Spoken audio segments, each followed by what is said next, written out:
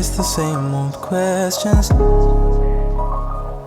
It's been 2 years, I thought we're past this. We'll figure it out. Every time you tell me that. Yeah, that's perfect actually.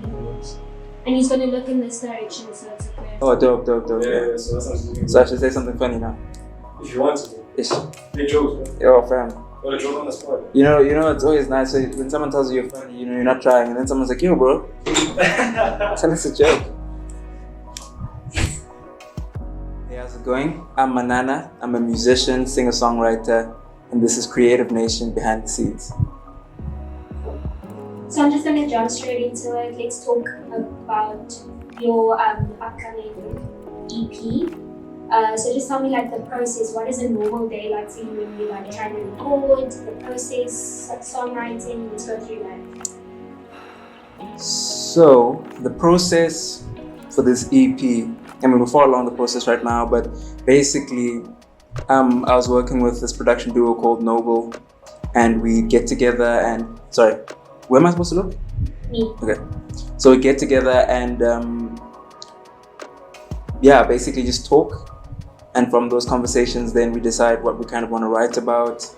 And as time went on, we decided that there's a theme and a story that we wanted to tell with this EP. So daily, I'd say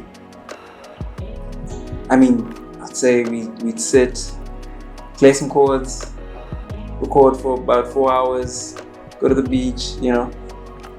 So Yeah. where does this recording take place? Because I hear you mentioned the beach, So this EP we worked in 3 different cities to get to the final 7 cuts.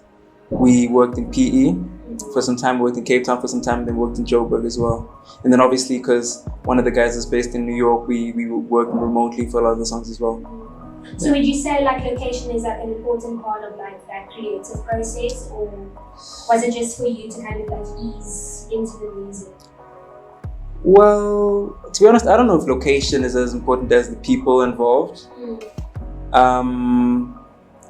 If the people are involved, it's a good atmosphere, I think you can really do it anyway, but it helps if you're secluded in an area where you kind of control the distractions, if you know what I mean. Yeah. Of course. Yeah.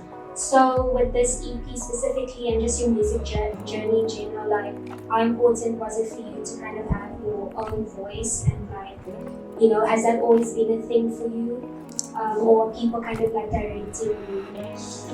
So, I mean, no. So every song that I work on, I've been at least a third of the writers involved in the song, and I enjoy that. I like that because then obviously I'm able to, like you're saying, make sure that I have my own voice in whatever song I'm singing. As time has gone on, though, I found that sometimes I'm writing from my own perspective, and I'm writing things that I can maybe 100% relate to, and I'm pulling from my own, past and stories and stuff.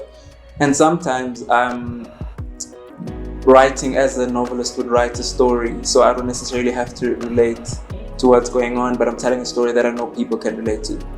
Yeah. So has the music always been the dream, or did you have like other things going on before you got to where you got to? I mean, look, yes, music has always been. I mean, I don't even consider it a dream anymore. Like, I don't consider it a dream, and I never really did. I was always doing it. So I went to choir school at a young age, and from then I always knew music was going to be it. I know I had an option of studying classical music or jazz music, so it was, I don't know how exactly it looked, but music was always going to be it. And then obviously I entertained being a soccer player at some point, like everyone does. But music has, since I would say probably grade 4, I've known that I'm going to go into music and performing in particular. So what artists would you say like influence your sound, or like genre? This is always a tricky question because growing up, I can say that I listened to a lot of R&B. So I'm talking Maxwell, Music Soul Child, Erykah Badu, Ringo Mahlingos, like that kind of vibe. So anyone in R&B has always been a big influence. And then I went to choir school, and then we did a lot of classical music. So obviously the chord structures and the chords that I picked up from there were always going to influence me. And then I studied jazz. and I knew more basically after that, and interpretation, came into the writing and the singing. So a combination of things influence the sound right now. It's the artists that I listen to, my education in music, and I guess my experiences. It's a bit of a cop-out, but you know what I mean. Yeah. So let's talk about future collaborations you would like to do. I have a lot of collaborations I'd like to do. I am what I would like to consider an audiophile, so I listen to a lot of music, and I love a lot of music. So there are a lot of people that I really would love to work with. Probably at the top of my list right now is Madison Ryan Ward, and then Yeba. I really like Shekinah. I really like Lucille Slade. I really like Shane Eagle. Nice. I love J. Cole. I really like Santa and Dave. There are quite a lot of people I really... I can tell. But at the top of my list, I would say, is probably Madison Ryan Ward. Okay. Yeah. You can Just stop it there. Fantastic.